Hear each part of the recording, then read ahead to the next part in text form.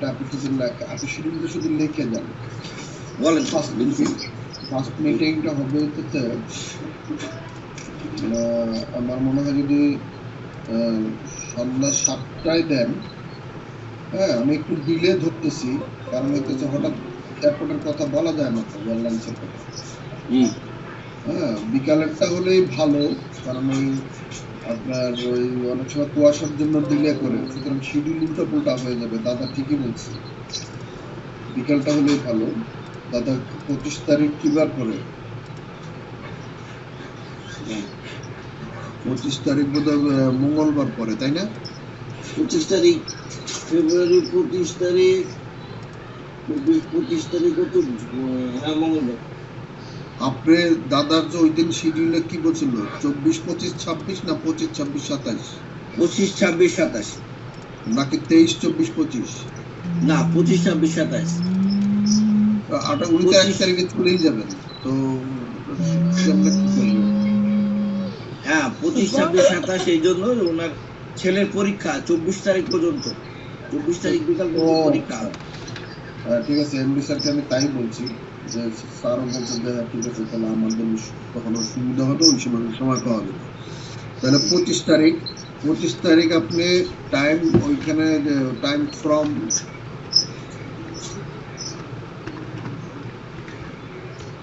এখানে আপনি দিবেন হলো সন্ধ্যা 7টা। মানে প্রথম মিটিং হলে আপনি এইটা প্রথম মিটিং ওই যে 25শে ফেব্রুয়ারি দেখেন, আমি ওয়ার্ড ফাইল খুলে রাখছি, দেখতে পাচ্ছি। ওকে, তাহলে ওইখানে হবে হলো 7টা থেকে শুরু, 7 PM, শেষ হবে হলো 9টায়। আর এজেন্ডার মধ্যে আসলে ইন্ট্রোডিউসিং, মানে পরিচয় পর্ব আর কি। দাদা তো ফেসবুক ফার্স্ট টাইম তো পরিচয় টরিচয় সব হয়ে গেছে, তারপর একটু দেখা সাক্ষাৎ টাক্ষাৎ এইটা। তারপরে হইতেছে এইখানে একটা লাইন, মানে আমি ইচ্ছাকৃত দিলাম না, এজেন্ডা মানে ভেন্যুটা নাই এখানে। কান্নাকাটির আওয়াজ পাওয়া যাচ্ছে কার? ইসুবের মনে হয়, ইসুব মিউট কর, ইসুবের বাচ্চা। আচ্ছা, আমি করে দিচ্ছি। আচ্ছা, ওই যেটা বলছিলাম আর কি, ওইখানে হবে কিছু মানে ইন্ট্রোডাকশন, তারপর হলো টেকনিক্যাল মিটিং, সফটওয়্যার, এখানে যা যা আছে তাই। ওইখানে দেখেন পার্টিসিপেন্টের সবার নাম আমি দিয়ে রাখছি, ওটা ঠিক আছে। রিমার্কস হবে রিভিউ এক্সিস্টিং ওয়ার্ক, হ্যাঁ এটা ঠিক আছে। Discuss about various user dashboard, এইগুলি না, এইগুলো চেঞ্জ হবে। এইখানে এই জায়গাটা আমি ফিল আপ করে দেবো, আপনি বাকিটা ফিল আপ করবেন। আমি এটা করে রাখতেছি। আমি আমার এই ফাইলটাই আমি গুগল ইয়েতে শেয়ার দিয়ে, গুগলের দিকে আমি সবাইকে শেয়ার করে দিব, তাহলে আপনারা দেখতে পারবেন। রনিরে শেয়ার করে দিই, আপনি বসাই নিয়েছেন। আচ্ছা, পরে আমরা এখানে ফাইনাল হইলে তখন এখানে শেয়ার করি। আচ্ছা, এই যে এখানে, আচ্ছা বল, এখানে হলো 7টা থেকে কত বলছি, 9টা, 7টা থেকে 9টা আমি বসাই দিছি। তাহলে 9টা পর্যন্ত যদি হয়, আমি কি আর কোনো ব্রেক ট্রেক মনে হয় দরকার নেই আর, একটা না 2 ঘন্টা। জি স্যার, 2 ঘন্টা কন্টিনিউ হোক। এই শিডিউলটা চেঞ্জ হতে পারে আমার সাথে স্যারের সাথে কথা বলার পরে, কারণ উনি এখন 8টার মধ্যে উনি ডিনার সেরে ফেলেন, এখন সেই জন্য হয়তো আবার আগেও হতে পারে। আমি কেন 7টায় দিছি, 7টা হলে আমার এখানে সকাল 8টা হবে, আমি ওই মিটিংটা পার্টিসিপেট করতে পারবো। আচ্ছা, মানে আমার জন্য সুবিধা হবে আর কি, ঠিক আছে। আচ্ছা, এটা গেল। এবার আসতেছে এইটা থাকবে না, তাহলে এই জন্য এইটা আপাতত যেখানে যে লাঞ্চ ব্রেক যেটা আছে এটা এইভাবে করে থাকবে, এইভাবে থাকবে। আচ্ছা, এরপরে পরের দিন এইখানে তারিখ বসবে, এখানে তারিখ পরের দিন কত, 26 তারিখ। জি 26 February 2025। আচ্ছা, এইটা আমার মনে হয় এই যে এই 2:30-এ যে শিডিউলটা আসছে, জি এই শিডিউল হইলে আবার আমি পারবো না, তবে এই জায়গাটা আমি অন্য কিছু রাখবো যেটা আমি পরে আলোচনা করব। জি ঠিক আছে? জি এখন গেল টেকনিক্যাল মিটিং সফটওয়্যার, এইটা ওই একই সময় দিলেই মনে হয় ভালো হয়, ওই সন্ধ্যা 7টায়। হ্যাঁ হ্যাঁ হ্যাঁ, আর আর না, এখানে আমি দিচ্ছি এখানে 2 PM হবে না, এখানে হবে হইতেছে 10:30। এইখানে আসবে হইতেছে আসল নামটাই তো আসেনি, রফিকুল আমিন।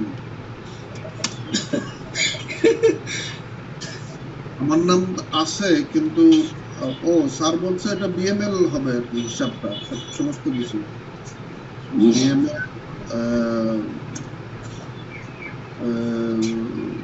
অনলাইন। আমি ব্র্যাকেটে দিয়ে দিলাম, তাহলে বিএমএলটা কেটে দিন স্যার। না বিএমএল থাকবে। তাহলে ওই দিন আমাদের যে কোশ্চেন ছিল, তাহলে এটা এই দাদার কোশ্চেন ছিল, আমাকে বলছিল যে পরবর্তী মানে ইয়েটা মানে ডেভেলপটা কি বিএমএল এর মাধ্যমে হবে না ডিটুকু চলাচলি করবে? সেটা ওই দিনের মিটিং এ হবে সিদ্ধান্ত। এখন যেখানে ছিল সেখানেই আসবে।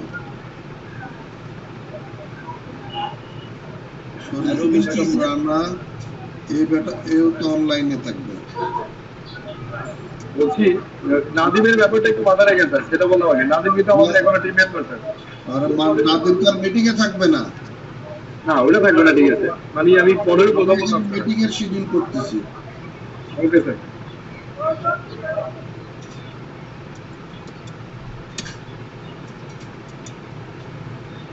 ওদের তো বসার জায়গাই নেই এখন।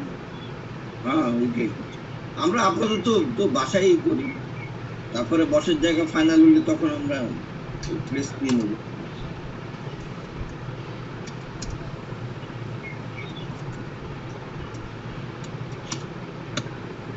ইসুফ, হ্যাঁ শুনতে পাচ্ছি, বলেন। ওই শাহিদ ভাইয়ের নাম চেঞ্জ করতে বলতো, ধোকা লাগবে বারে বারে। মারিয়া। মেলমন্ত্রা। আচ্ছা, এটা গেল। এইখানে আসে এবার হচ্ছে 10:30 PM 4 PM। হ্যাঁ, এইখানে আর এটা মনে হয় AM হবে না, 10 AM। আমি ঠিক করতেছি। এইখানে একটা শিডিউল ঢুকতে পারে, এটা আমি পরে ঠিক করবো। আচ্ছা, 26 তারিখে যেটা হবে 10:30 AM থেকে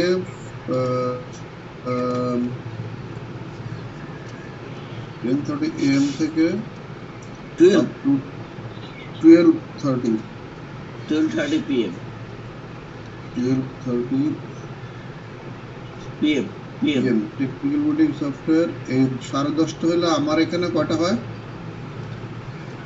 11:30। রাত 11:30। ওকে, 11:30 আমার এখানে হবে 10:30 মানে 11:30। ওকে, রাত্রিবেলা আমিটা ওকে, আমি থাকতে পারবো, সমস্যা নেই, এই মিটিংয়ে আমি থাকতে পারবো। 26 তারিখে কি বার পরে? 26 তারিখে বুধবার। ওকে, আমি থাকতে পারবো, কারণ আমি ততক্ষণে আমি বাসায় চলে আসি, হয়তো একটু দেরি হবে। স্যার 10:30 PM এ কি এমডি স্যার থাকতে পারবে? 10:30 AM ওই পরের দিন 26 তারিখে AM ওটা সকালে আমি 10:30 এখনো আসিনি, আমি আসতেছি, ওই জায়গায় এখনো আসিনি। টেকনিক্যাল মিটিং, এখানে এমডি সাহেবের কোনো দরকার নেই। আচ্ছা আচ্ছা, আগের মতো ওইখানে কাজ হবে। জি ওখানে কাজ করে রাতে আবার আপডেট থাকবে, নিজেরা ডিসকাশন করে এখানেই করতে হবে। বাকিটা যেটা হবে আমি এখান থেকে এই পুরো জিনিসটা আমি কপি করে নিচ্ছি।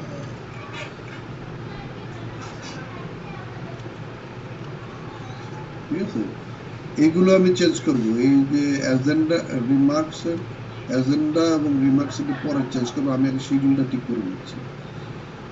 এরপরে থাকবে হইতেছে হলো এই যে 4টায় বলা আছে না, 4টায় না 12:30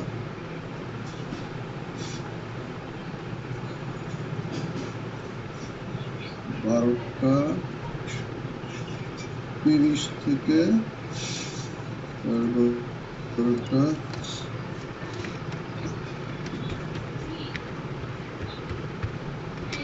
1:30 পর্যন্ত ব্রেক না, একবারে লাঞ্চ ব্রেক দিব। হ্যাঁ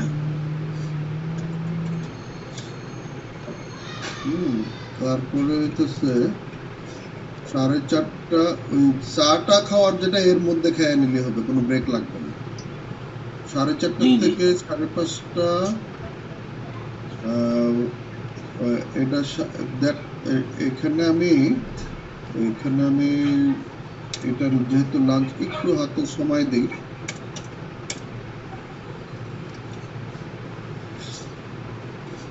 এখানে 2 PM 1.5 ঘন্টা। তাহলে এখান থেকে আমি দেবো হলো 2:30 থেকে আপনার এখন সন্ধ্যা হয় বাংলাদেশে কয়টায়? 6টা 6:30 6:30 PM 6:30 দিন বড় হয়ে গেছে। 6টার সময় মাগরিবের আজান দেয়। 6:15 না 6:15 আজান দেয় স্যার। 6:15 মাগরিবের আজান, আর 6:30টার মধ্যে জামাত মানে মাগরিবের জামাত কমপ্লিট। ওকে, 2টা থেকে 4টা 2 ঘন্টা ফলো আপ মিটিং। ঠিক আছে, এরপরে যেটা হবে এই দিন আবার স্যারের সাথে বিকাল 5টায় মিটিং রাখবো।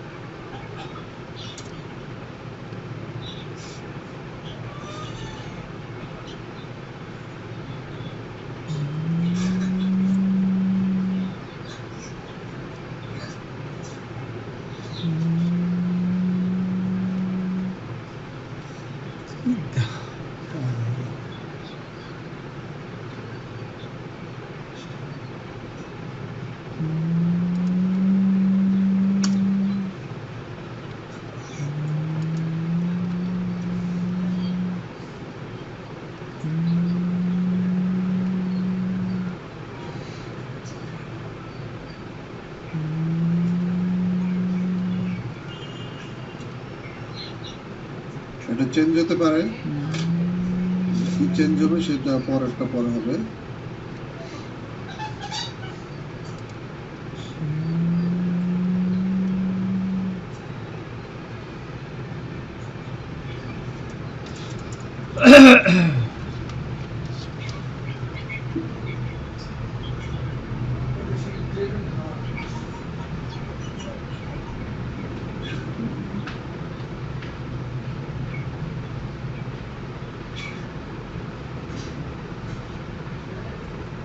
এগুলো চেঞ্জ হবে, এই জন্য আমি কালার করে রাখছি। এখানে আবার কিছু হয়তো ঢুকলে ঢুকতেও পারে। এইখানে আপনি ঢুকাবেন হচ্ছে এই কয়েকদিনের মিটিং এ কিন্তু অনেকগুলো বিষয় নিয়ে আলোচনা হয়েছে, ওই জিনিসগুলো ঢুকবে। কিন্তু আমি এখন ঢুকাইতেছি না, এখন গবেষণা করতে গেলে অনেক সময় লাগবে।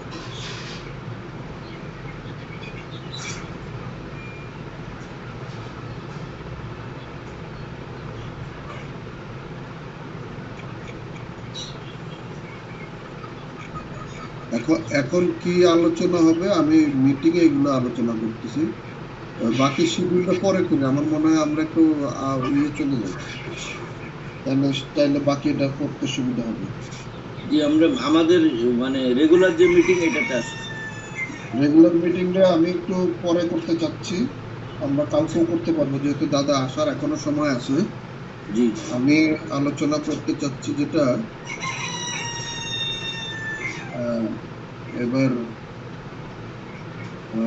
আমি একটু কে আসছে আমি দেখতে পাচ্ছি রবিন, শাহেদ, আমি, ইউসুফ, আপনি নাইকে, শুধু রানা। জি স্যার, ওকে, রানা ঠিক ভাই আছে। এখন ফোন দিচ্ছি, আমি দেখি। না, রানাকে ফোন দেওয়ার দরকার নেই, সে তো জানে হয়তো কোনো সমস্যা আছে, সে এর মধ্যে আসবে। যাই হোক, আমি এখন আলোচনা করি হচ্ছে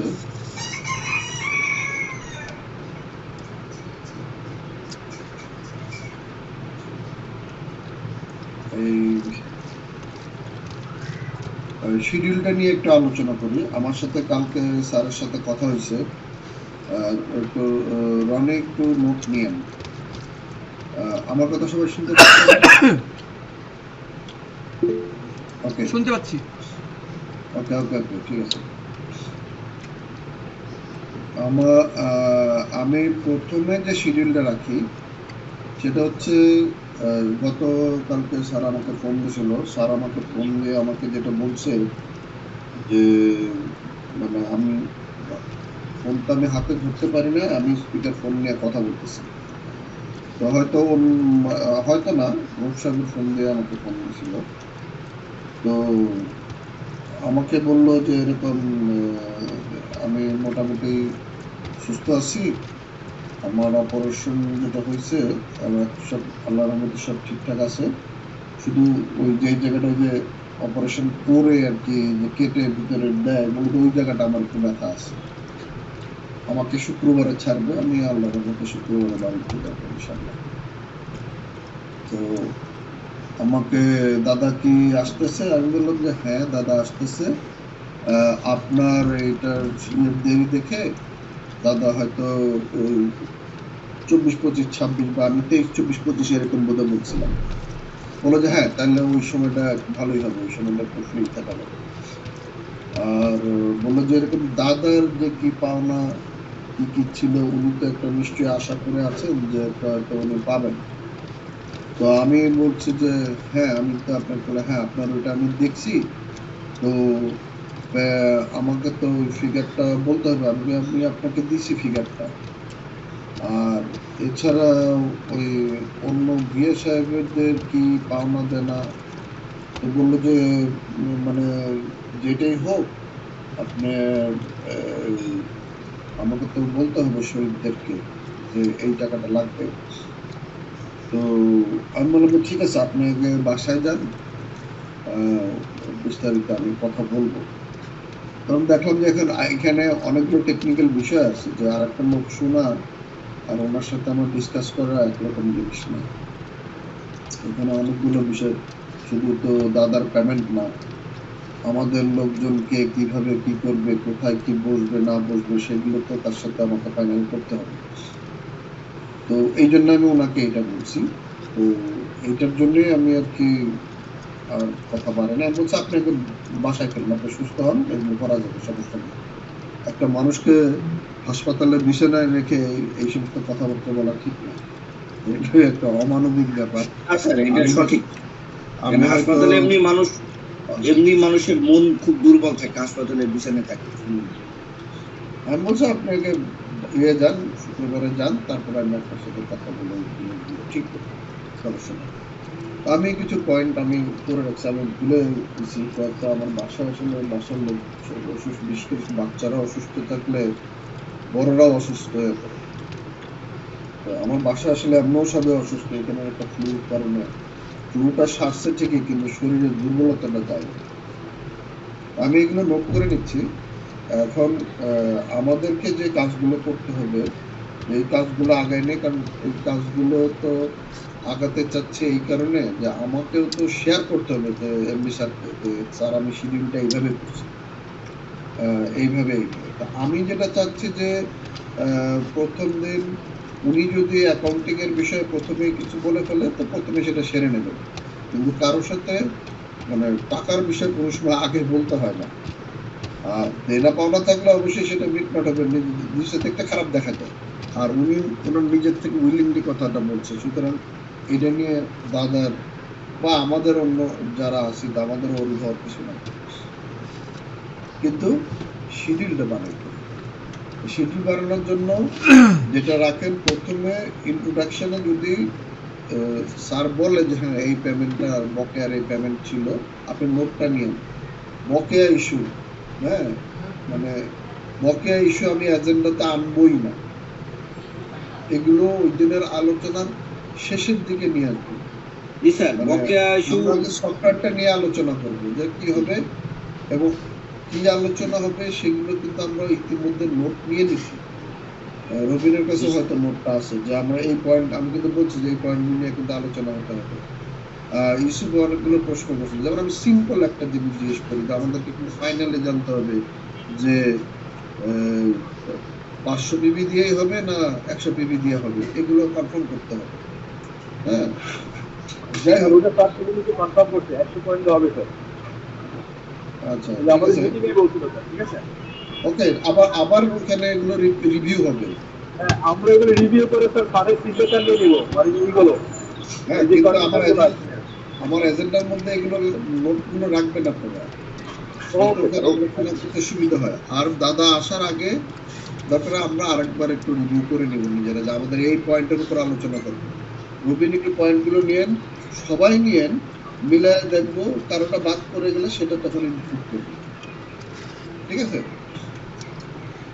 আচ্ছা, তবে এই এজেন্ডার পাশাপাশি দাদার পেমেন্ট অন্যান্য ইয়ের মধ্যে, আলোচনার মধ্যে রবিন মানে সবাই নোট রাখেন, মানে রবিন বলবেন সবাইকে নোট রাখেন, করে সেটা হচ্ছে এই মুরগির গলা আগে বন্ধ করে করছি স্যার, করছি। ওই বন্ধ করেন, আবার বন্ধ করেন, আপনার সাথে ওষুধ মিলায়। আচ্ছা, এই এপিআই একটা বিষয় আছে, এগুলো নিয়ে কিন্তু আলোচনা করতে হবে। সেটা হইতেছে আমাদের মোবাইল, আমরা কিন্তু ওই দিন সার্ভারের পেমেন্টটাও নিব। দাদার পেমেন্ট ছাড়াও সার্ভারের পেমেন্ট আছে, আমাদের ইস্যু ছাড়াও সার্ভারের পেমেন্ট আছে।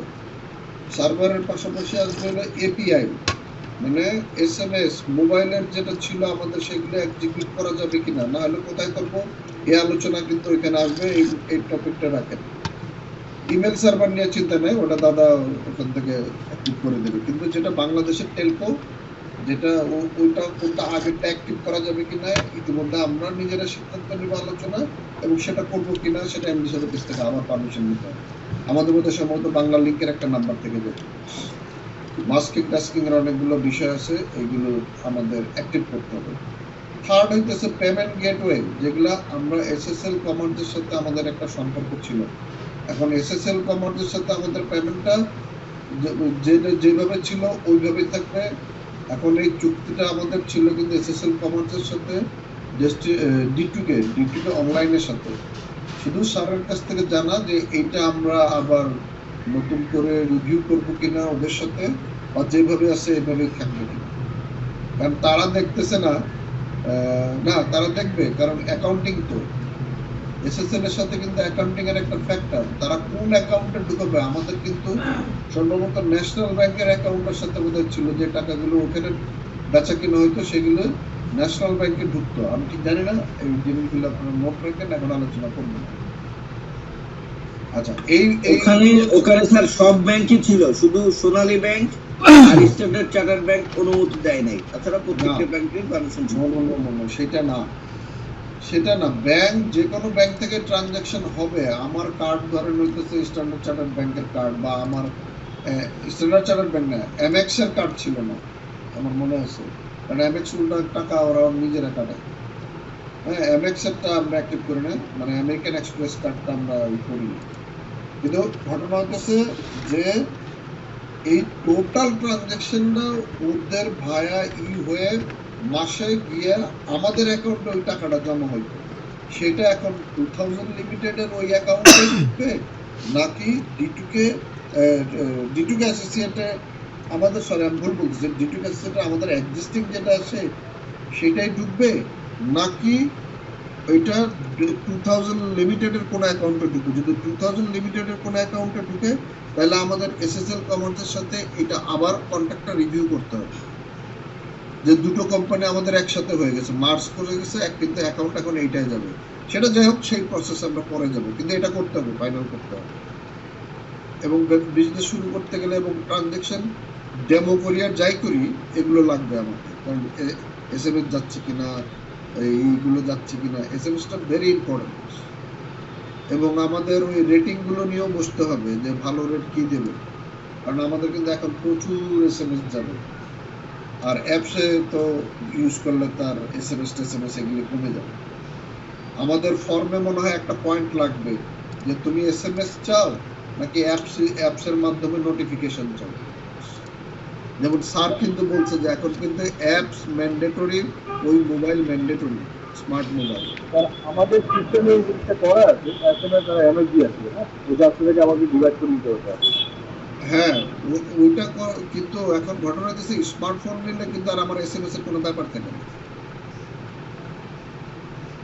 কিন্তু এই এসএমএসটা লাগবে হয়তো, আমার হয়তো ক্লায়েন্ট না, বাইরের একজন লোক আমার একটা প্রোডাক্ট কিনবে, তার স্মার্টফোন নাও থাকে।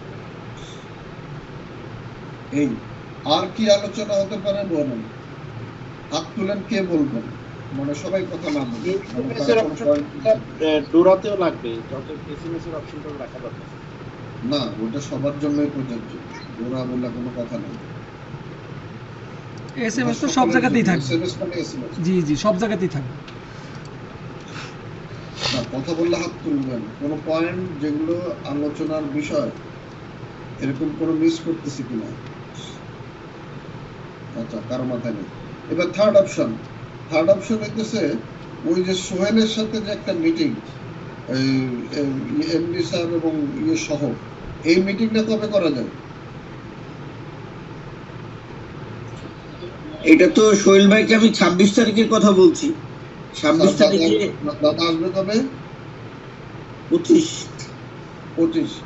আমরা 25 তারিখে ফার্স্ট পার্টি করতে, 26 তারিখ সন্ধ্যা 4-এর সাথে যে মিটিংটা আছে, ওই মিটিং এ সোহেলকে থাকতে হবে। কিন্তু সোহেল আইসে একটু বসতে হবে।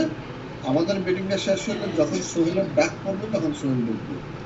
কারণ হইতেছে এর আগে আমাদের সাথে কথা হইতে হবে দাদার সাথে, বা স্যার ফাইনালি একটা আসবে, যে কারণ দাদাকে আমরা এইভাবে টাকা দিচ্ছি, আমরা ওপেন আপনার এই কি বলে ব্যবসা করতেছি, সে আমাদের কাজ করতেছে। এখন এমনি ভারতের সাথে বাংলাদেশের সম্পর্ক খারাপ, কেউ আমাদের পিছনে একটু লাগাই দিল, কথা বোঝেন নাই?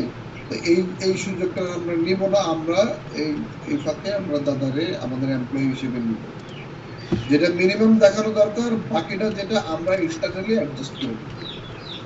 কারণ এখানে ট্যাক্সের ব্যাপার আছে, এখানে অনেক কিছু ব্যাপার আছে, মিনিমাম স্যালারির ব্যাপার আছে, মিনিমাম আইটির লোকজন দেখাইতে হয়, এই সমস্ত অনেক কিছু ব্যাপার আছে।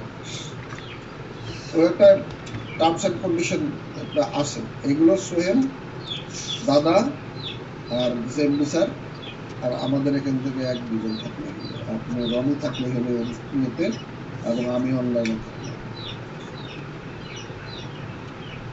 বাকিদের থাকার দরকার নেই, এটা টেকনিক্যাল বিষয়।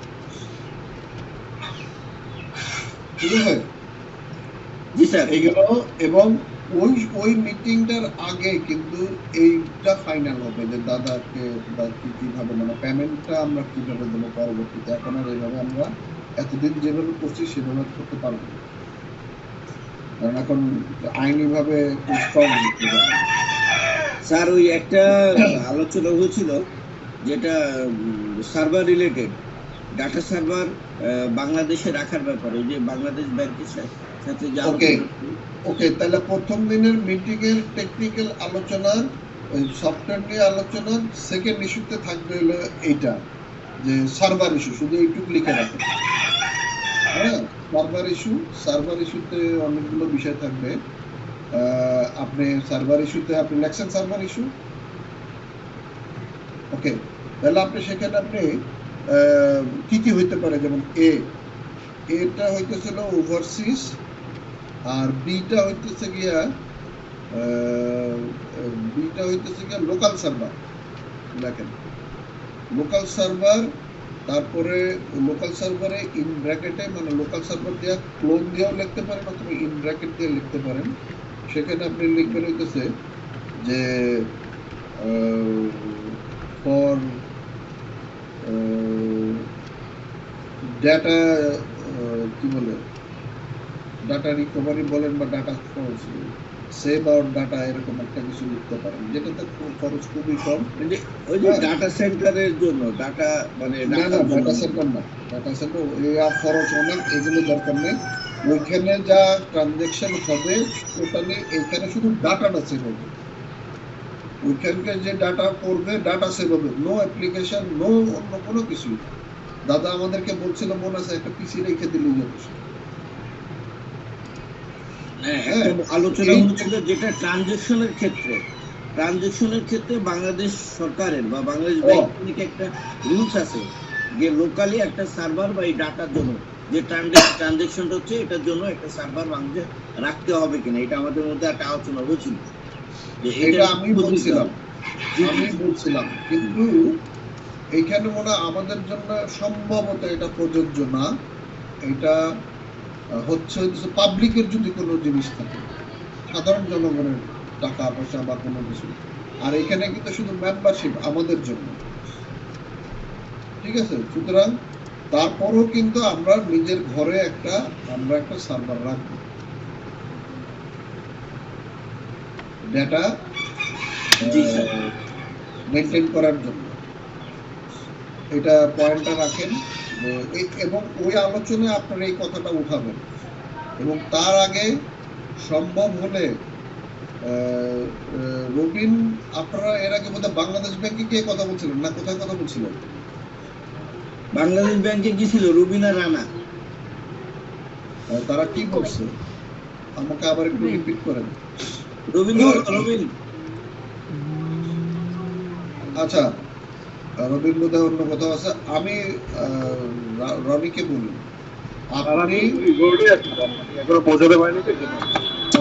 আপনি আর রবিন এর একটা টাইম ফিক্স করে আবার যাবেন, কিন্তু সেখানে বলবেন এইটুকু যে আমার এটা অনলাইন বিজনেস হবে, এর ট্রানজাকশন শুধুমাত্র যারা মানে ক্লায়েন্ট শুধু তারা, এদের জন্য কি আমার ইন হাউস রাখতে হবে কিনা, মানে বাংলাদেশে আমাকে ম্যান্ডেটরি কিনা যে এইটার মানে সার্ভার বাংলাদেশে রাখতে হবে, আমি কি ক্লাউডেই রাখতে পারি।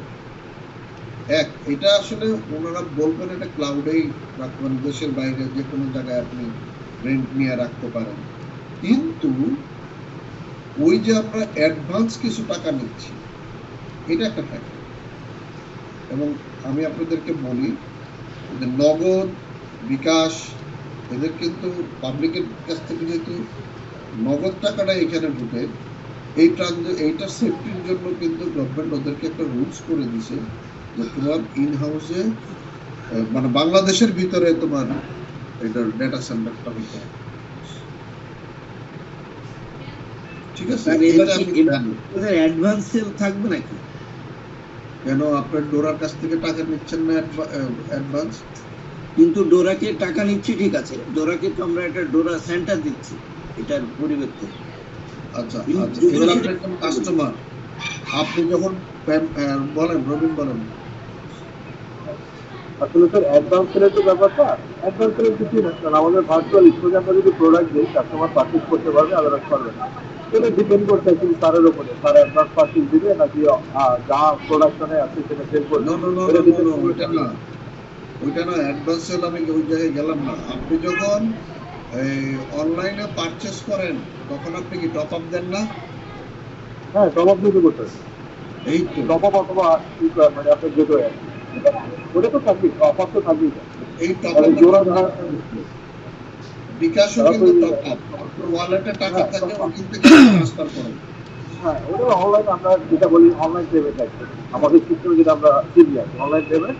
আর ওয়ালেটে মোবাইল ব্যাংকিং স্যার, হ্যাঁ মোবাইল ব্যাংকিং, এটা এক ধরনের mobile banking, but mobile banking না। কিন্তু আমার একটা সুবিধা আছে, ক্লায়েন্ট আমার নিজস্ব, আমার মেম্বাররাই এটা ট্রানজাকশনটা করে, সেই জন্য আমি কিন্তু আমার একদিক দিচ্ছি, আমি পাবলিকের টাকা নিচ্ছি না, যে কেউ এখানে এসে টাকা সেটা করতেছি। স্যার এটা মোবাইল ব্যাংকিং না, কারণ আমাদের সিস্টেমের একটা ওয়ালেট থাকে, ওটা মোবাইল ট্রানজাকশন, এটা হয় না, মোবাইল ব্যাংকিং এর মধ্যে পড়ে না এটা। এখানে তো আমরা কোনো টাকা ট্রান্সফার করতেছি না, আমরা পণ্য কিনতেছি। সুতরাং এটা সমস্যা হওয়ার কথা না। যদি সম্ভব হয় আপনারা আরেকবার গিয়ে, দুইজন গিয়ে, কারণ সেটা ছিল 2017 বা 18 কাহিনী, হ্যাঁ, আর এখন হইতেছে কিন্তু 2024-25। ওইবার যাওয়া হয়েছিল 2019 স্যার, 2019 গেছিল রানা আর রবি। ওকে, তাহলে 2019 কোভিডের সময় না, তার আগে? কোভিডের কিছুদিন আগে, ওরা আমাদের এখান থেকে যাওয়ার আগে 2019-এ আমরাই পাঠাইছিলাম, মনে আছে? ওই ঠিক আছে, আপনারা দুইজন ওই মিটিং এর আগে আবার একটু গিয়ে আপডেট হয়ে আসে।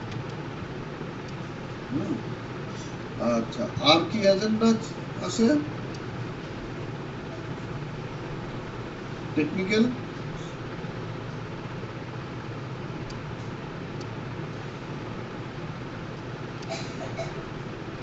আচ্ছা, লিখে রাখেন, কারো মনে পড়লে। আর একটা কথা যেটা আলোচনা হয়নি, সেটা এটা আমার নিজস্ব আলোচনা, যে আমাদের এই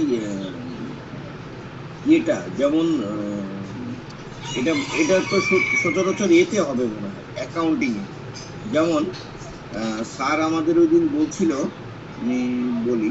আচ্ছা, না যে আমি বলছি, দাঁড়ান, ওদের ফার্স্ট এজেন্ডার মধ্যে আপনি রাখেন অ্যাকাউন্টস। সকালে মানে টেকনিক্যাল যখন আলোচনা শুরু হবে, তখন ফার্স্ট আলোচনা হবে অ্যাকাউন্টস নিয়ে, আর সেকেন্ড আলোচনা হবে এইচআর নিয়ে। কারণ আমার এই দুইটাই বাকি। এইচআর কোনো জটিল কিছু না, অ্যাকাউন্টসটাই জটিল, এটা দাদাকে স্যার। তো ফার্স্ট আলোচনায় এজেন্ডা হচ্ছে অ্যাকাউন্ট।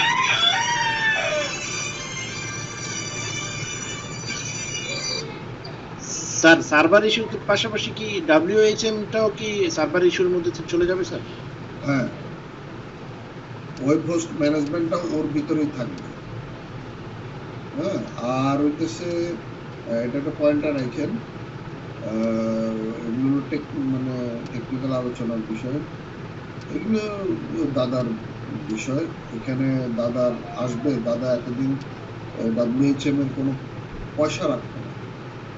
WHM এর পেমেন্ট আমরা শুধু সার্ভারের পেমেন্ট এইগুলো দিতাম, কিন্তু আমরা এই যে ম্যানেজ করে এটার জন্য ওনার একটা চার্জ হওয়ার কথা, এগুলো বিষয়।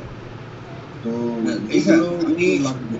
আমি যেটা বলতে চাচ্ছিলাম, যে স্যার গতদিন বলেছিল যে অ্যাকাউন্টসের ভিতরে, যেমন ওই ইয়েতে 8 সাইকেল পরে যখন সিলভার হবে, সিলভারের ইনসেন্টিভ টাকার মধ্যে 10,000 টাকা অটোমেটিক চলে যাবে আপনার মাল্টিপারপাসের সিস্টেম। ওগুলো পয়েন্ট রাখেন, ওটা ওইখানে আলোচনা হবে, মানে এইগুলো রাখেন আর কি আলোচনা। এই মাল্টিপারপাসের বিষয়টা ইনক্লুড হবে কিনা? অ্যাকাউন্টের সাথে এটার সম্পর্ক নাই, অ্যাকাউন্ট ভিন্ন জিনিস। আর এটা হলো এই জিনিসটা ট্যাগ করতে হবে, মানে অটো যাতে চলে যায় ওইদিকে। হ্যাঁ, এটা তাহলে অ্যাকাউন্টসের মধ্যে আমি লিখে রাখলাম স্যার। অ্যাকাউন্টস এটা হলো আমাদের সফটওয়্যারের আলোচনা, এটা অ্যাকাউন্টসের সাথে এটা সম্পর্ক নেই। ওই টাকাটা যাবে তো, এই জন্য আমি জিজ্ঞেস করতেছি। রানা ভাই আসছে, টাকাটা যাবে তো এই জন্য স্যার আমি কি লিখবো তাহলে টাকা? ওইটা স্যারই ওই দিন বলছিল, ওটা হলো আমাদের টেকনিক্যাল আলোচনার বিষয়ের মধ্যে। আচ্ছা স্যার, এটা আপনি মানে লেখার দরকার নাই, কিন্তু যখন আলোচনা উঠবে তখন ওই আলোচনাগুলো আসবে, যে এখানে এটা যোগ হবে, এটা যোগ হবে, এইগুলো আসবে। সফটওয়্যারের টেকনিক্যাল ইস্যু, এটা অ্যাকাউন্টিং এর ইস্যু, অ্যাকাউন্টিং রিলেটেড, কিন্তু অ্যাকাউন্টস সফটওয়্যার বানায় ফেললে তখন আর এটা কোনো ইস্যু না, কিন্তু এটা আলোচ্য বিষয়, এটা তো সিদ্ধান্ত। রানা ভাই আসসালামু আলাইকুম। ওয়ালাইকুম সালাম। রানা ভাই, আপনারা যে বাংলাদেশ ব্যাংকে গেছিলেন, আপনি আর রবিন ভাই, ওইখানে কি তথ্যটা কি দিছিল বলেন তো? স্যার আমাদের আবার যেতে বলছে, আমি হয়তো কালকেই রবিনকে নিয়ে এক পাকে যাব। আচ্ছা, প্রথম হচ্ছে ওখানে একটা মানে শিডিউল নিতে হয়, কিন্তু আমরা তখন হচ্ছে যে টেকনিক্যালি মানে কথা বলে ইনস্ট্যান্ট দেখা করে ফেলছিলাম আর কি। গেলে সম্ভবত আপনাকে একটা শিডিউল নিতে হবে ওখান থেকে। তারপরে হচ্ছে যদি মানে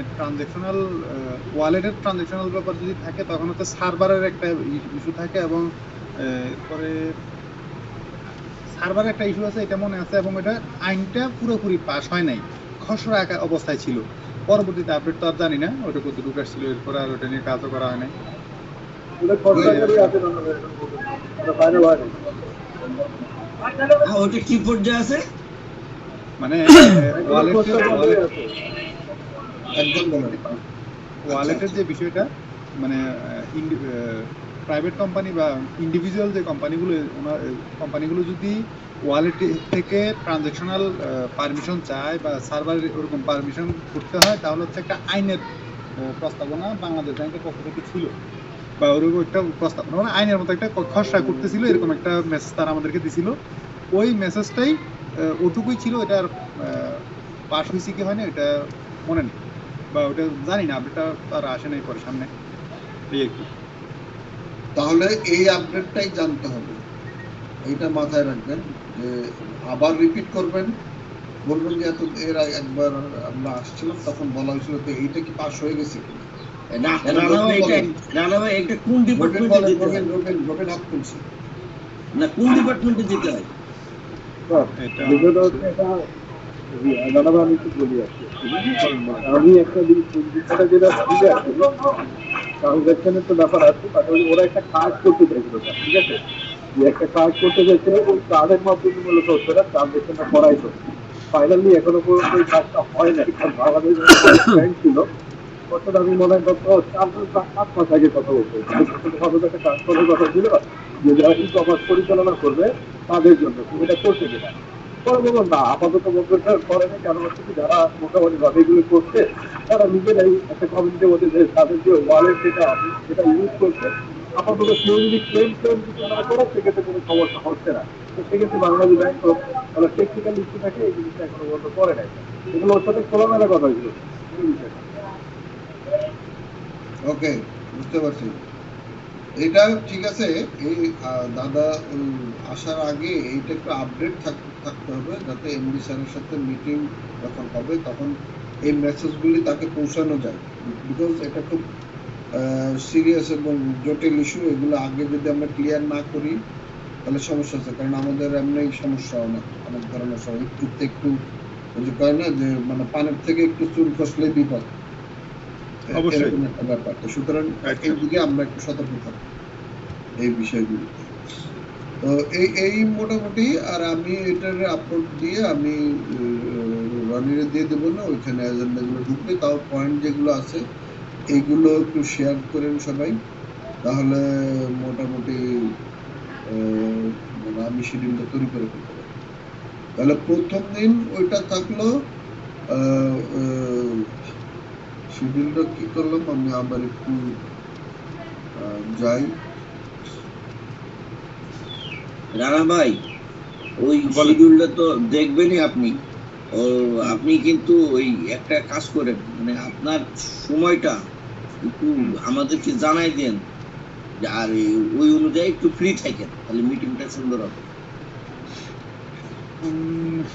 আল্লাহর কাছে দোয়া করেন যেন কোনো মানে ইয়ে না আসে, কারণ এখানে তো মানে বাংলাদেশে যেটুকু পসিবিলিটি থাকে যে এক জায়গায় বসে আরেকটা কাজ করা যায়, এখানে পরিস্থিতিটা খুবই ডিফিকাল্ট বলতে কিরকম, গভর্নমেন্ট একটা চেক থাকে, এটার জন্য মানে সবসময় একটু একটা প্রিপারেশন থাকতে হয় যে আমি ফেয়ার আছি, কোনো সমস্যা নেই। আরেকটা বিষয় হচ্ছে মালিক পক্ষ এখানে যৌথ মালিকানা, তো যৌথ মালিকানা হতে এখানে ভালোই একটু চাপ থাকে। দয়া করেন যেন স্পেশালি কোনো কাজ যেন না পড়ে, যেমন আমি ঢুকে মেসেজ দেখার সাথে সাথে জয়েন করছি, এর আগে মানে আজকেই দেখার সুযোগই পাইতেছিলাম, আমি টেলিগ্রামে ঢুকে নোটিফিকেশনটা চেক করে যে ঢুকবো ওই সুযোগটা পাইতেছি। কারণ আমি বলি নট অনলি টেকনিক্যাল, আপনার ডেভেলপমেন্ট কাজের জন্য রবিন এবং রানাকে মাস্ট। আমরা তো আছি, কিন্তু বেশ কিছু তথ্য আপনাদেরই প্রয়োজন, এই জন্য মিটিং অ্যাটেন্ড করতে হবে, এই জন্য বলা। আচ্ছা, আর স্যারের সাথে যখন মিটিং হবে, স্যার কি তখন মানে এটা অনলাইনে মিটিং রেখেই কি স্যারের মিটিংটা অ্যারেঞ্জ হবে নাকি? সেটা আমি বলবো, আমি স্যারের সাথে তো জিজ্ঞেস করবো যে মিটিংটা কোথায় হবে। মিটিং যদি বৈশাখের বোর্ডরুমে হয় তাহলে যেটা আমাদের জন্য সুবিধা হবে, আমি সেটা এর আগে মিটিং আলোচনা করছি, একটা ল্যাপটপের মধ্যে ওইখানে রাখলে হলো, আর একটা প্রজেক্টর যদি সামনে থাকে ল্যাপটপটা প্রজেক্টরে শেয়ার দিলে হলো। আর আমরা যারা বাইরে আছি তারা এই যে এখন যেভাবে করতেছি এইভাবেই চলতে থাকবে, শুধু আমাদের জন্য, বাকি তো সবাই সামনাসামনি ফেস টু ফেস থাকবে। জি স্যার। এটা আগে একটা ট্রায়াল দিয়ে নেবেন, একটা ল্যাপটপ ওখানে নিয়ে গিয়ে এটা লাগাই দিয়ে আগে একটা মিটিং আমাদের সাথে একটা ট্রায়াল দিয়ে নেবেন, তাহলে জিনিসটা মানে মানে কি বলে ফ্রুটফুল হবে, যাতে পরে মিটিং এর সময় সমস্যা না হয়। হ্যাঁ, যেমন আমরা আমি ঘরেও একটা ল্যাপটপ সাথে লাগাই আমরা একটা ট্রায়াল ঘরে দেব। তো আমরা তো করেই ফেললাম, এই যে করতেছি, জি জি, মানে ব্যাপারটা কিছু মনে করেন আমি হোস্ট করতেছি, সুতরাং আমার এখান থেকে একটা প্রজেক্টর লাগাই দিলে আমার এখানে মনে করেন আপনারা সবাই বসেছেন, আমিও অন্য কোনো জায়গায় বসে আছি, এই আর কিছুই না, নাথিং, কোনো জটিল কোনো বিষয় না এটা। রবিন ভাই হাত তুলছে। আচ্ছা, আমি তো আবার এদিকে আছি। হ্যাঁ বলেন রবিন, বলেন। বৈজ্ঞানিক সাহায্য লোকটা যে বসে না স্যার, ওখানে বড় একটা টিভি আছে, ওখানে সেটআপমেন্টটা ভালো আছে, টিভির সাথে আমরা লাগাই দিতে পারবো আমাদের ল্যাপটপে ইনস্টলেশন। এটা হতে পারে কথা বোঝা যাচ্ছে না, কোথায় বললেন? বললাম আর এখানে বসে বসে কি থাকি, যে রুমটাতে বসে রুমটা বড়, এবং ওখানে তো 42 ইঞ্চি অথবা 52 ইঞ্চি একটা টিভি আছে, এখানে আমাদের ওইখানে প্রজেক্টর আছে? এখানে প্রজেক্টর লাগবে না স্যার, টিভির সাথে কানেক্ট করে দেওয়া যাবে HDMI যাবে। ও হ্যাঁ, HDMI আছে তো, তাহলে আর লাগবে না, রাইট। প্রজেক্টর লাগবে না, HDMI দিয়ে কাজ করা যাবে, সমস্যা নেই। ওইটা পুরাতন টিভি। আর যেখানে বসে ওই রুমে, কিন্তু এমডি স্যারের রুমে। হ্যাঁ, বিচারের রুমে আমাদের মানুষ তো বেশি না। স্যার হ্যাঁ, আমরা সিকিউরিটি এই কয়জন। হবে কিনা বা কোনো আবার মানে স্যারের নিরাপত্তার ক্ষেত্রে কোনো ইস্যু আসবে কিনা, যে ওখান থেকে তো বসে স্যারের ব্যাপার, না, স্যার এখন এগুলো নাই, এখন আর কোনো বিষয় নেই। তারপরে আপনি একটু আলোচনা করবেন স্যার। হ্যাঁ, আমি তো এটা তার সাথে কথা বলবো। এখানে আরেকটা জিনিস এজেন্ডা বাদ করে গেছে, এখন আমাদের এখানে যারা আছে তাদের বসার জায়গা কি হবে, এইটা একটা নোট রাখেন। হ্যাঁ, মানে এগুলো আমি স্যারের সাথে, এটা আমি আগেই ওই দাদার সামনে না, এগুলো আমি আগেই স্যারের সাথে কথা বলে নিই। হ্যাঁ, এখন আমাকে যদি প্রশ্ন করে তাহলে আমি কি বলবো, আপনাদের কি প্রস্তাব সেটা শুনে নিই। আমাদের বর্তমান প্রস্তাব হচ্ছে স্যার, যতদিন মানে আমরা একদম লাইভে না যাচ্ছি, সফটওয়্যার বা বিজনেসের লাইভে, নট অনলি সফটওয়্যার, বিজনেসের লাইভে না যাচ্ছি, ততদিন আমরা যদি বাসায় থাকি ডেভেলপমেন্টে সমস্যা নেই, কিন্তু যখন বিজনেসটা যখন জাম দেবে তখন কিন্তু আমাদের একদম বসার 100% বসার জায়গা লাগবে। বিজনেসে জানতে আপনি কাজ করবেন কিভাবে, আপনার তো কাজ করার জায়গাও নেই বাসায়। আরেকটা পয়েন্ট বলি। টেকনিক্যাল ইস্যু আমার মোবাইল আছে, আমার ল্যাপটপও নাই, কম্পিউটারও নেই। আরেকটা বিষয় আছে স্যার, আপনার যেমন, কাগজ বলেন, আবার ওই যে চেকিং মেকিং এগুলো করতে হবে, কোথায় বসে করবে এগুলো? মনে করেন আমরা না হয় দূরে আছি, এখন আপনি, ইউসুফ, শাহেদ, কি বলে রবিন, এরা তো দেশে আছেন, আপনাদের তো একটা জায়গায় বসে শুধু দ্রুত আলোচনা করে শেষ করে ফেলতে পারবে। এখন কাগজপত্র আসবে, অনেক কিছু যাচাই বাছাইও করতে আসতে পারবে। এখন সেই হিসেবে আমাকে যদি প্রশ্ন করে আপনি কোথায় বসবেন, তাহলে কোথায় বসবেন? না আলিস সেন্টার, আলিসের 5 তলায় বেটার হয় আমার কাছে মনে হয়। এটা আমরা অপশন না দিয়ে এটা স্যার কোথায় বসাইলে স্যারের জন্য উনি অলরেডি আমাকে বলে ফেলছে একবার, আমি কোনো কথা বলি নাই।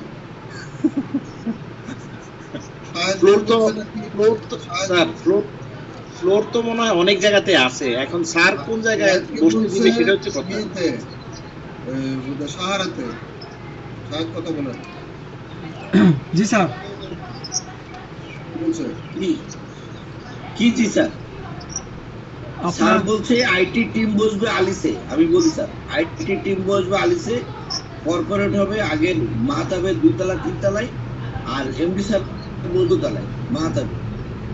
এটা স্যারের বক্তব্য। এমডি স্যার আমাকে যেটা বলছে, সে ওদিকে আসবে না, কাকরাইলের দিকে আসবে না, সে আপনার সে বৈশাখী টেলিভিশনের 3 তলা অলরেডি ডেকোরেশন চলতেছে, তার অফিস সেটআপ ওইখানে হচ্ছে।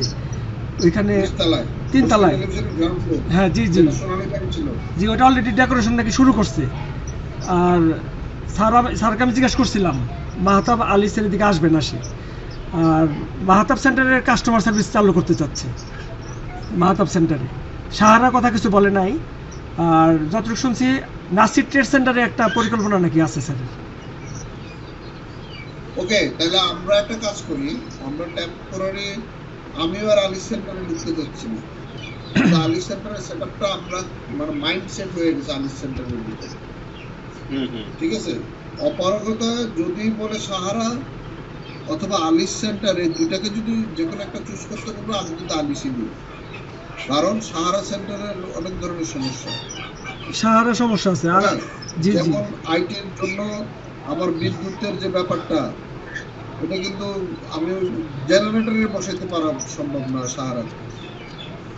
বহু সাহারা জটিল সেন্টারে ব্যাপার। আলিস ঠিক আছে স্যার, সেই ক্ষেত্রে মনে হয় আলিস ঠিক আছে। ইয়ে নেই স্যার, ওই ইলেকট্রিক সাফিসিয়েন্ট ইলেকট্রিক নাই, লোড নাই। লোড নাই, এগুলো অনেকগুলো বিষয় আছে।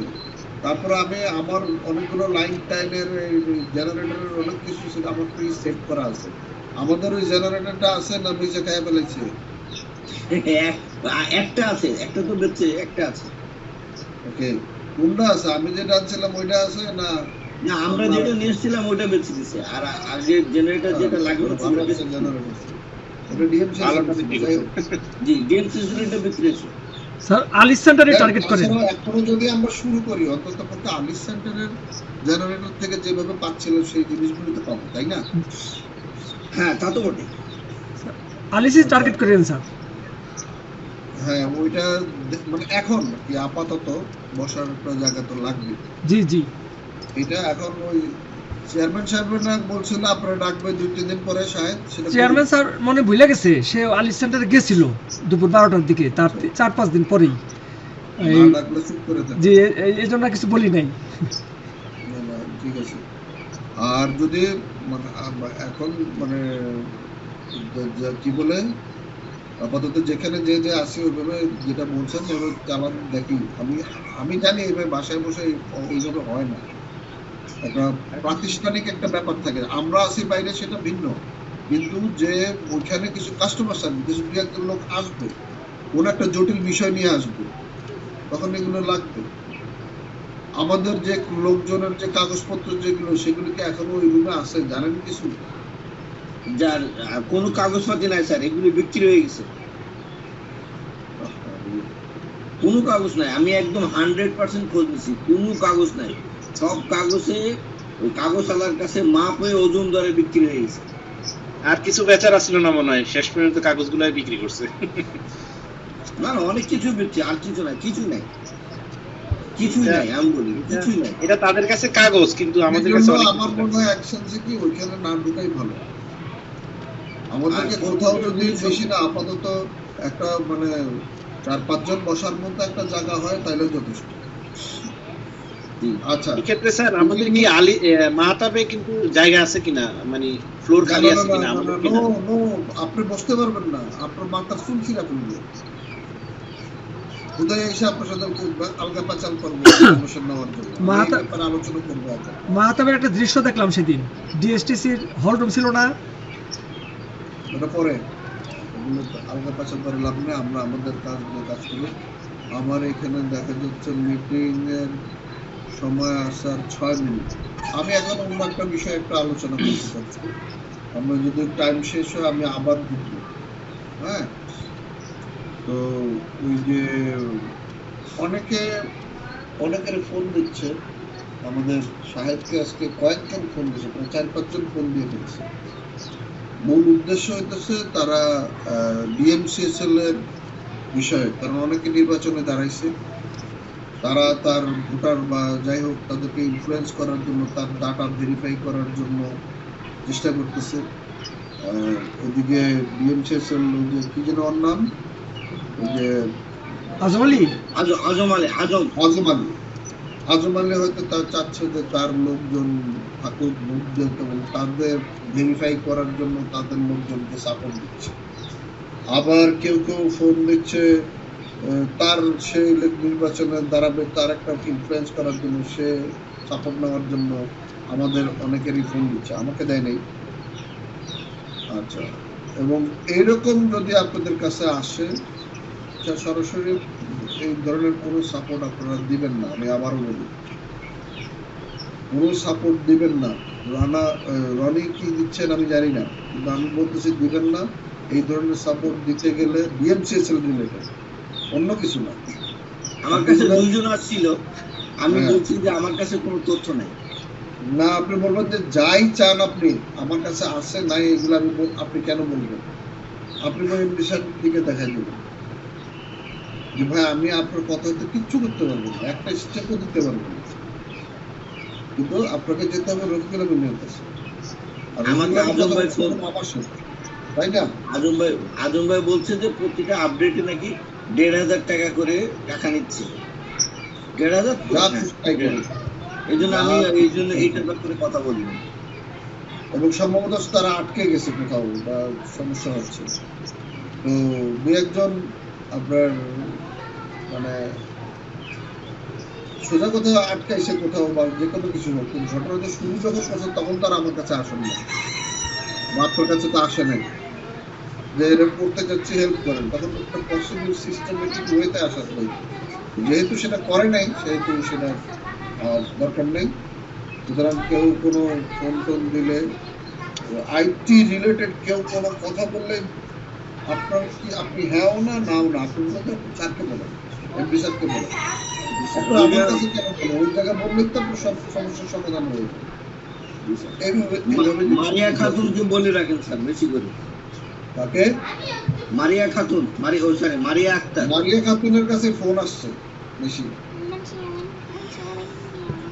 তো যাই হোক, এটা গেল। আমি লাইনটা কেটে আমি ঢুকতেছি আবার, কারণ আমরা ডিস্টার্ব করতেছি। হ্যাঁ, আমি আবার আপনাদের লিঙ্ক ডিফারেন্ট একটা অনুভূতি। মজার ব্যাপার হচ্ছে মানে আমার রকম করার সুযোগ হয়েছে, আল্লাহর করে হাজিরা দেওয়ার সুযোগ হয়েছে, এটা হচ্ছে আমার কাছে সবচেয়ে বড় পাওয়া। নাইলে আমার ভাত খাইছো? ভাত খাও? ভাত নাকি রুটি না কাবাব না খেজুর? ম্যাক্সিমাম ভাত। আচ্ছা, আসলে আমি একটু আলোচনা করি যে আমাদের আইটিতে পুরনো অনেক লোকজনই ছিল, অনেক লোকজন আছে, অনেকে এমডি স্যারের সাথে কি বলে দেখাও করতে চায় বা এমডি স্যারের সাথে দেখা করছে, তারা এসে যোগাযোগ করছে, এমডি স্যারের সাথে কথা হয়েছে, আমাকেও বলছে উনি, আপনারা অনেকেই দেখছেন যে তারা আসছে কথা বলছে। তো রিসেন্টলি মানে যেমন আমার সাথে যোগাযোগও রাখছে, এরকম দুটো জায়গায় আমি কথা বলি। একটা হলো মামুন, আমাদের এজিএম মামুন, আর ওই মূলত আমার সাথে যোগাযোগ রাখছে, আগাগোড়া সবসময় যোগাযোগ রাখছে। আর ওদিকে আমাদের ডিএমসিএসএল এর নাম কি হয়েছিল না,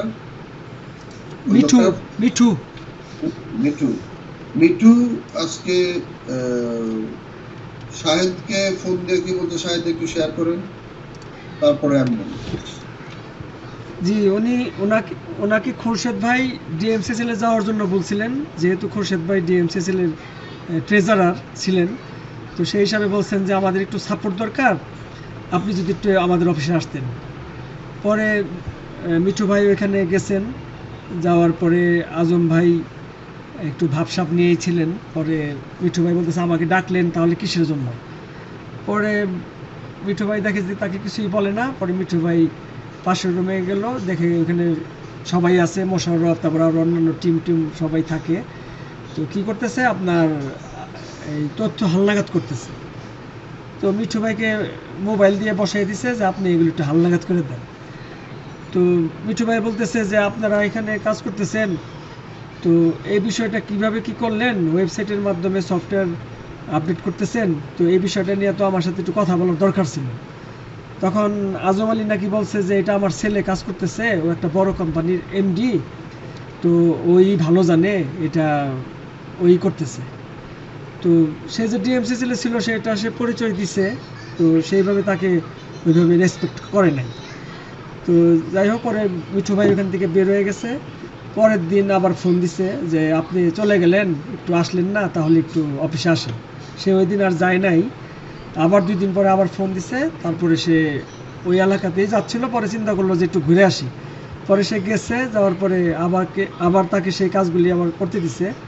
এখন তথ্য হালনাগাদগুলি যেগুলি দিছে সেগুলি সে বলছে যে এইভাবে তো কাজ করা যায় না, আপনারা এভাবে কাজ করতেছেন, কিভাবে কি করতেছেন, আমাকে এমডি স্যারের সাথে একটু কথা বলাই দেন।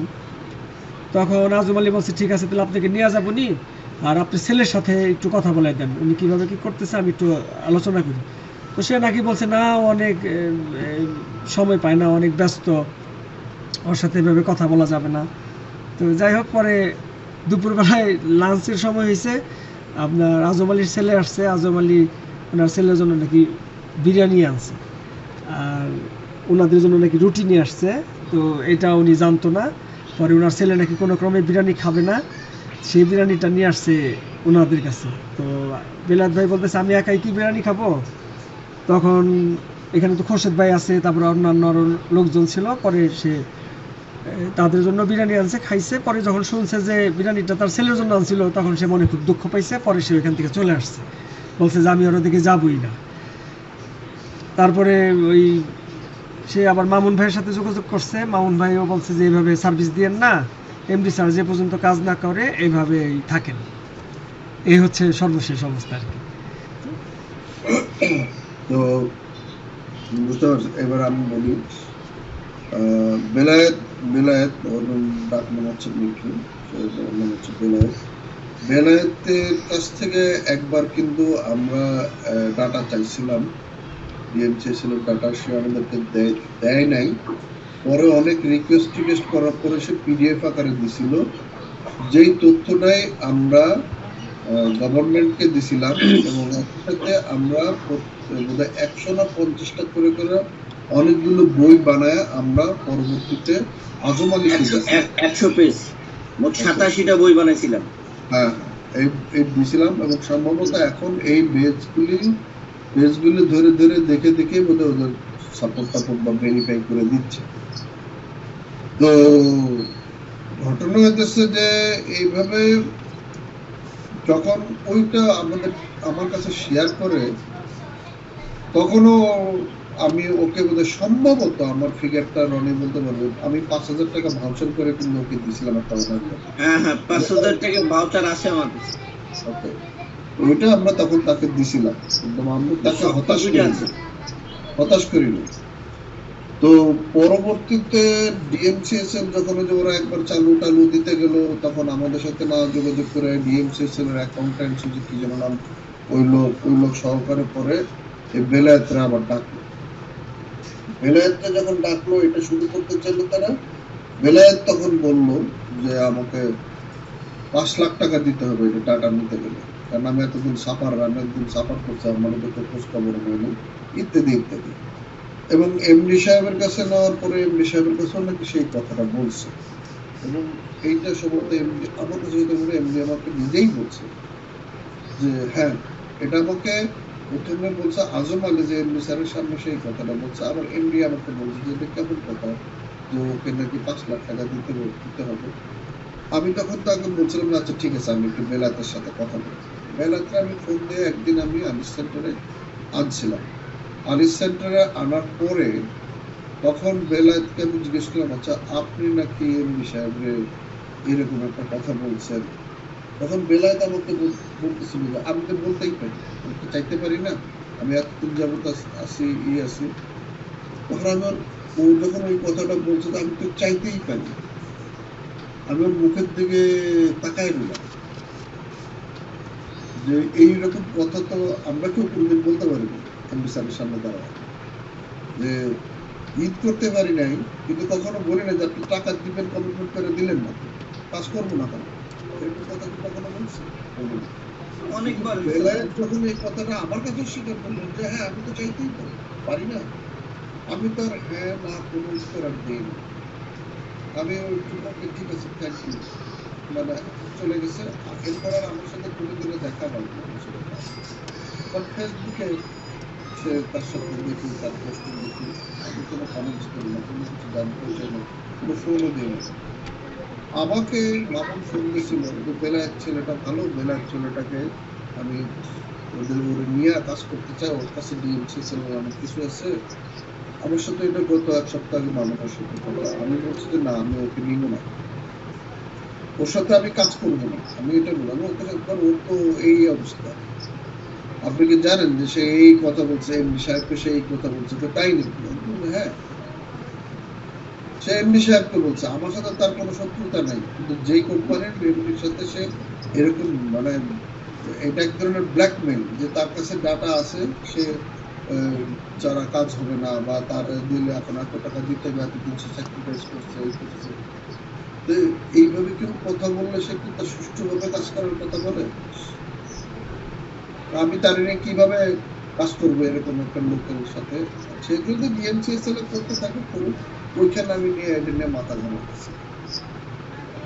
কে যেন ওদিন আমার বললো যে এরকম, সে ওই সাহেদি না কে বললো যে বেলায়েত সহকারে বেলায়েত নিয়ে বেলায়েত দেখা করতে যাবে এমডি সাহেবের সাথে। যাক, যেতেই পারে, এটা তার কোম্পানি, আমি কিছু জানি না, এমডি সাহেবের সাথে যা খুশি তাই করতে পারে, সমস্যা নেই।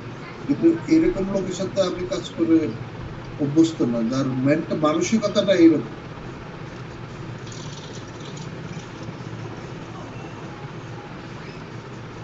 এই হলো অবস্থা। যাই হোক, আইটি আস্তে আস্তে অনেক বড় হবে, অনেক শাখা প্রশাখা হবে। মামুন থাকতে চায়, কিন্তু মামুনরে আমি আমি চাচ্ছি না আমাদের এই টিমে তাকে সম্পৃক্ত করতে। এখন আমি স্যারের সাথে কথা বলবো, আইটিতে থাকবে সে থাকবে, সমস্যা নাই। তারা যদি ডিএমসিএসএল দেয় অথবা মাই ডেস্টিনির নামে তার অন্যান্য যে কোম্পানি বা লোকাল যে সমস্ত কোম্পানিগুলো আছে তারা দিয়ে ছোট ছোট সফটওয়্যার বানাই দিয়ে সেন্ট্রালি সে কিন্তু দিয়ে কাজ করাইতে পারে। কিন্তু মানে আমাদের ইয়ারটি যেভাবে আঘাত হচ্ছে, এগুলো হয়তো অন্য কোম্পানি ছিল। এখন এটা আমি স্যারের সাথে কথা বললে, ওটা আমি আপনাদের সাথে যদিও শেয়ার করে না, ঠিক হলো না, তারপর আমি বলি যে এটা আমি স্যারের সাথে কথা বলি। বলেন, রবিন হাত তুলছে। আমি হিসেব করে কথা বলি, হিসেব আপনি যে কথাটা বলছেন, এই কথাটা তো রানা ভাই মিউট করে দেন স্যার। সেটা হচ্ছে আমাদের যে টিমটা, আমরা পরিচিত একটা টিম, গত অনেকদিন দূরে ছিলাম বা কাছে ছিলাম, যাই ছিলাম আমরা, শুধুমাত্র আমাদের হার্ট বিটে আমাদের এই কজন ছিলেন, আর কারোর সাথে আমাদের হার্ট বিটে মিলে না। যে যত যাই কিছু করুক, অন্য টিম হলে অন্য টিমের সাথে তারা কাজ করুক, এই লোকগুলোকে না আমরা একটু কাজ করতে পারি, এগুলো একটা বিষয়। এটা আমাদের স্যার আপনাকে দায়িত্ব করে, আমরা যেটা যেন সেই দায়িত্ব পাচ্ছেন, আমরা 30 জনের কাজ আমরা 5 জন 6 জনের আমরা পারি, আমরা পরিচিত, ঠিক আছে? এই হলো বিষয়টা। আমার সাথে মামুন আমাকে জিজ্ঞেস করছে যে এরকম আপনারা হ্যাঁ আমরা কাজ করতেছি, ইন্ডিয়ান এক ভদ্রলোক আছে তাদের সাথে আমরা কাজ করতেছি। এটা আমি তাকে এর আগেও বলছি, ওই দিনও বলছি, 2 দিন আগেও বলছি আমি তাকে। লাস্ট আমার সাথে যখন কথা হয় যে আমি হ্যাঁ এরকম কাজ চলতেছে, কাজ করতেছি, আমি আপনাকে পরে জানাবো, বিষয়গুলো নিয়ে আলোচনা করবো। আমি তাকে হতাশ করি নাই, কারণ আইটি এটা অনেক বড় আইটি হবে।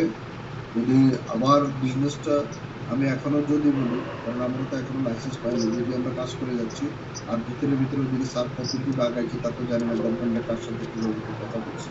কিন্তু ট্রানজাকশন যখন শুরু হয়ে যাবে তখন বিভিন্ন ডিপার্টমেন্ট হবে, ই হবে, যে হবে, সে তখন সেগুলো দেখা যাবে, সেগুলো সমস্যা। আমি এভরিথিং অটোমেশন করে দেবো, শুধু ম্যানেজ হলো বিষয়, ম্যানেজ করার জন্য আমাদেরকে থাকতে হবে, আমাদের লোকজন কাজ করতে হবে। স্যার মামুন ভাই মনে হয় ওই দিন আমরা গেছিলাম যে তখন ওই যে শাহেদ ভাইয়ের সাথে কথা হ্যাঁ আমি জানি, সাহেবকে প্রায়শই ফোন দেয়, আমাকেও ফোন দেয়, আমাকে আমার সাথে কথা হয়, আমাকে এই ব্যাপারে জিজ্ঞেস করলে আমি বলি যে হ্যাঁ এটা চলতেছে, সমস্যা নাই। সাহেবকে জিজ্ঞেস করছি, কালকেও গতকালকেও আজকেও মানে আপনাদের সময় আজকে ফোন দিয়েছিল বোধহয়, ফোন দিয়ে জিজ্ঞেস করছে যে এরকম মানে স্যারের কাছে যাবেন না, কবে যাবেন, মানে থ্রু মানে আমাদের থ্রুতে যেতে চাই, হয়তো বা আমাদের সাথে সম্পৃক্ত হতে সেটা চাই এরকম। বাট আমি ইস্যুটা নিয়ে আমি স্যারের সাথে কথা বলবো, তারপরে আমি সিদ্ধান্ত নেবো। রনি হাত করছে, বলেন। আনমিউট করে বলেন রনি। স্যার ব্যাপার হচ্ছে আগের যে সিস্টেমে যে বিশাল আইটি টিমের কাজ করতো, বিশাল একটা কর্মযোগ্য ছিল আমাদের আগের যে টিম বা আগের যে সিস্টেমের বিজনেসটা হতো, এখন ওর চেয়ে বড় সিস্টেমে বিজনেস হবে আল্লাহ যদি চাই তো। কিন্তু এখনকার সিস্টেমে অটোমেটিক সিস্টেমে একদম এত বড় টিমের আর দরকার নেই। এখন এমন হ্যাঁ। সুন্দর সিস্টেম এখন দুর্দান্ত এই- ভাবে এই- চলে যাবে। না, আইটি মানে তো ইআরপি না, আইটি মানে কিন্তু সোশ্যাল মিডিয়া।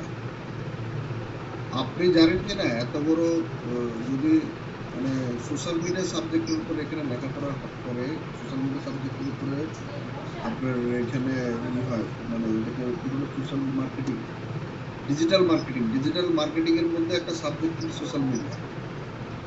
হ্যাঁ, তো আপনি যদি একটা কর্পোরেট অফিসের সোশ্যাল মিডিয়া মেইনটেইন করেন, আপনার ডিপার্টমেন্টেই লাগবে 6 থেকে 7 জন। আপনি যদি ইউটিউবের চ্যানেলে যদি করেন, ওখানে লাগবে 6 থেকে 7 জন। ওখানে লাগবে ভিডিওগ্রাফার, ওখানে লাগবে ক্যামেরাম্যান, ওখানে লাগবে লাইট স্পট, এই আপনি সোশ্যাল মিডিয়া যান মার্কেটিং এর জন্য। সোশ্যাল মিডিয়া মার্কেটিং উপরে আপনারা নিজেরা পারলে দেখেন, সুন্দর সুন্দর ভিডিও স্লাইড পাওয়া যায় ইউটিউবে আছে ডিজিটাল মার্কেটিং এর উপরে।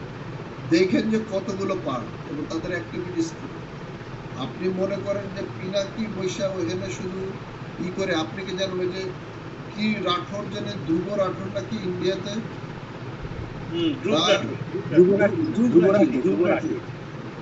হ্যাঁ, তার 7 জন না 8 জন এক্সপার্ট হলো বিগ পিছনে কাজ করে, এই রিসার্চ গুলি তারা করে, তারপরে সে খালি মুখ দিয়ে করে।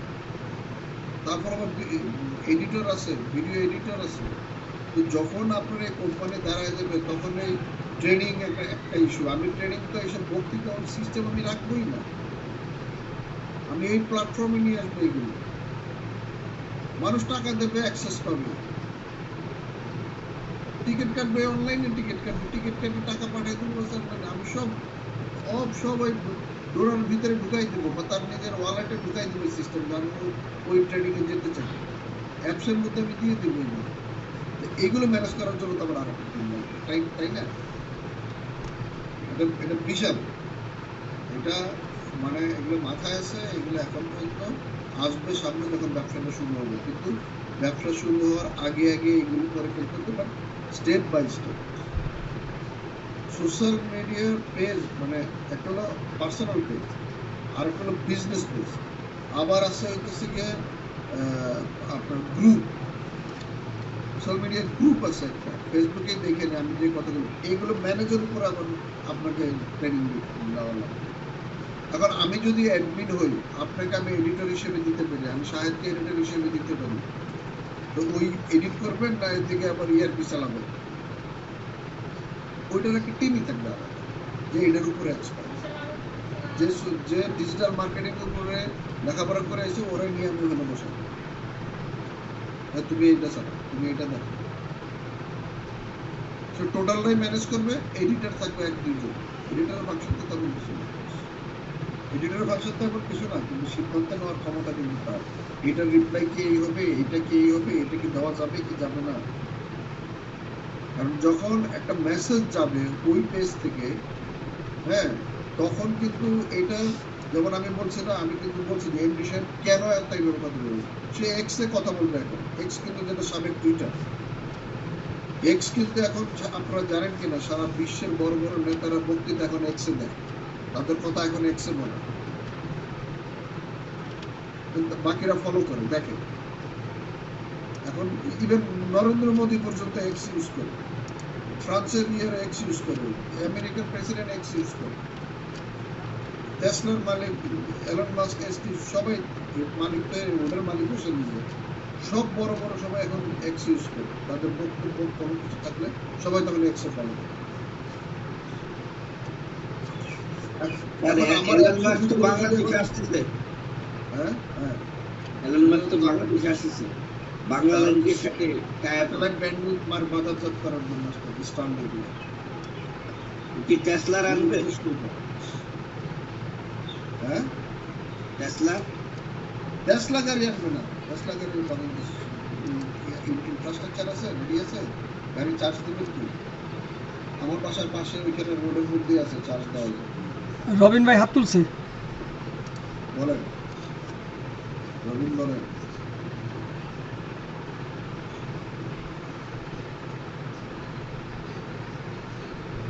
রবিন ভাই মানে আমি কি বলবো ওটা হাত মানে আগেটা তুলছিল ওইটাই রাখছি আমি। আচ্ছা ওই যে আপনি ছিলাম আগে আমাকে তো এই হলো বিষয়।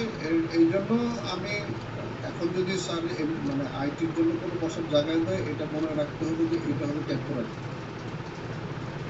বৃহৎ পরিসরেই লাগবে, একটা সময় আসবে, তখন আমি এইসব এলাকার মধ্যে রাখবো না। আপনারা তো জানেন না, অনেক আগে আমাদের একবার সিদ্ধান্ত ছিল নাসির ট্রেড সেন্টার নেওয়ার আগে ধানমন্ডি এলাকায় সার্ভার চলে যাবে, আইটি টোটাল টিম চলে যাবে, কেউ থাকবে টোটাল কোর আইটি, যেটা কাস্টমার সার্ভিস আইটি না, কাস্টমার সার্ভিস আইটিতে ছিল যেমন সাহেব ছিল customer service IT, core IT দিকে থাকবে না, কোর আইটি চলে যাবে অন্য। এইরকম ফ্লোর একটা নিয়ে দেখা যাবে যে পার্টিশন করতেছে, এটা হলো সোশ্যাল মিডিয়া। এই সোশ্যাল মিডিয়ার এরা হলো ইউটিউব নিয়ে ম্যানেজ করে, এরা হলো ইউটিউব রিভিউ ট্রেডিং করে, এরা হলো কাজ করে হলো ফেসবুক নিয়ে। আর যদি এমপি স্যারের যে প্ল্যান আছে সোশ্যাল মিডিয়ার কথা কিন্তু বলছে ডেস্টিনি সোশ্যাল মিডিয়া, এইটারে আমি নিয়ে যাবো হইতেছে অ্যাপসের ভিতরে হবে বা আছে সেটার মধ্যে ঢুকাই দিবে, ওইখানে সব মেসেজ পাবে। এই পয়েন্টটা একটু রাখেন, এটা ওই দিন আলোচনায় রাখতে হবে যে অ্যাপসের মধ্যে সোশ্যাল মিডিয়া প্ল্যাটফর্মে গ্রুপ মিটিং এটা সেটা বিশাল বড় সার্ভার। স্যার হ্যাঁ আমরা প্রথমে মনে হয় স্যারের কাছ থেকে মানে আমরা যখন অ্যাসোসিয়েট শুরু করতেছিলাম তখনও স্যারের কাছে মোটামুটি মার্কেটিং প্ল্যানের একটা সামারাইজ একটা রিটেন নিয়ে নিয়েছিলাম, মনে আছে স্যার? যে স্যার কত লেভেলে কি দিচ্ছে, কেমনি কত পয়েন্ট কি দিচ্ছে, এরকম একটা হাত থেকে লিখে মানে হাতের লেখা বা টাইপিং মনে পড়ে না, নিয়ে নিয়েছিলাম, মনে আছে স্যার? খেয়াল করেন। আচ্ছা, এখন স্যার যেহেতু মডিফাই করতেছে মিনিমাম একটা স্ট্যান্ডার্ড মানে স্যারের যেটুকু একেবারে 100% আপডেট হবে না, কমপ্লিট হবে না, যেটুকু স্যারের এখন বিজনেস প্ল্যানটা আছে ওটুকু আমরা নিয়ে নিলে আমাদের কাজ করতে, যেমন দাদার সাথে মিটিং করতেছি বা আমরা টিমে যখন ডিসকাস করতেছি, কারণ স্যারের আমি বলি আজকে আমাদের মিটিং এ শুরুতে এগুলো নিয়ে আলোচনা হচ্ছে। আপনার যে পয়েন্টটা, এই পয়েন্টটা আপনি রাখেন, আমি সবাইকে যার যার পয়েন্ট বলতে বলছি সেই পয়েন্টগুলো লিখে নিচ্ছে, মিলে আমি কিন্তু শিডিউল রেডি করছি। আপনারা যারা পরে আসছেন, বিশেষ করে রানাই পরে আসছেন, আমি একটু শেয়ার দিই তাহলে বুঝতে পারবেন। এইখানে আমরা তৈরি করে ফেলতেছি আমি, এই যে এরকম একটা তৈরি করা হয়ে গেছে প্রায়। হ্যাঁ, এখানে কারা কারা ওই যে আমরা যেমন আগে শিডিউল করতাম এগুলো করবো। এই এখন যেটা আছে এগুলো এটা ফাইনাল না, পার্টিসিপেন্ট এগুলো চেঞ্জ হতে পারে। হ্যাঁ, রিভিউ এই যে রিমার্কসের ঘরে এজেন্ডা তো আমি ঢুকাবো।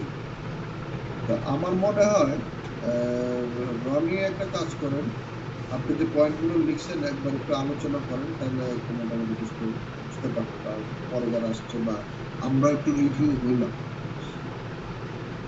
রনি বলেন যেটা আপনি লিখছেন। আজকের যেগুলো আলোচনা হতো সেটা হচ্ছে যে আমাদের আগামী 25, 26 এবং 27 দাদার সাথে মিটিং এর বিষয়গুলি। প্রথম আলোচনা ছিল যে আমাদের প্রথম মিটিং হবে সন্ধ্যা 7টা, শেষ হবে 9টা পর্যন্ত। ওই মিটিং এ থাকবে পরিচয় পর্ব, তারপরে টেকনিক্যাল বিষয়। টেকনিক্যাল বিষয়ের মধ্যে প্রথমে বকেয়া ইস্যুর কথা বলছেন স্যার, বকেয়া ইস্যু, তারপরে server issue, overseas server issue এবং লোকাল সার্ভার ইস্যু। তারপরে চলে যাবে অ্যাকাউন্টসের উপরে, তারপরে যাবে এইচআর সিস্টেমের উপরে। এরপরে এগুলি আবার রিমার্ক করা, অ্যাকাউন্ট এবং এইচআর দুটো আগে মানে মার্কিং করা আছে, ওই দুটো আগে চলে যাবে, প্রথমের দিকে আলোচনা। তারপরে এই যে অ্যাকাউন্টস এবং এইচআর আগে যাবে, জি।